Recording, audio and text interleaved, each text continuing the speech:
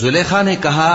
تو یہ وہی ہے جس کے بارے میں تم مجھے تانے دیتی تھیں، اور بے شک میں نے اس کو اپنی طرف مائل کرنا چاہا مگر یہ بچا رہا، اور اگر یہ وہ کام نہ کرے گا جو میں اسے کہتی ہوں تو قید کر دیا جائے گا اور ذلیل ہوگا۔ یوسف نے دعا کی کہ پروردگار، جس کام کی طرف یہ مجھے بلاتی ہیں اس کی نسبت مجھے قید پسند ہے، اور اگر تو مجھ سے ان کے فریب کو نہ ہٹائے گا تو میں ان کی طرف مائل ہو جاؤں گا اور نادانوں میں سے ہو جاؤں گا۔ پس ان کے رب نے ان کی دعا قبول کر لی اور ان سے عورتوں کا داؤں ٹال دیا،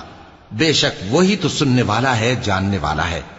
پھر باوجود اس کے کہ وہ لوگ ان کی بے گناہی کے نشان دیکھ چکے تھے، ان کی رائے یہی ٹھہری کہ کچھ عرصے کے لیے ان کو قید ہی کر دیں، اور ان کے ساتھ دو اور جوان بھی داخل زندہ ہوئے۔ ایک نے ان میں سے کہا کہ میں نے خواب دیکھا ہے، دیکھتا کیا ہوں کہ شراب کے لیے انگور نچوڑ رہا ہوں۔ دوسرے نے کہا کہ میں نے بھی خواب دیکھا ہے، میں یہ دیکھ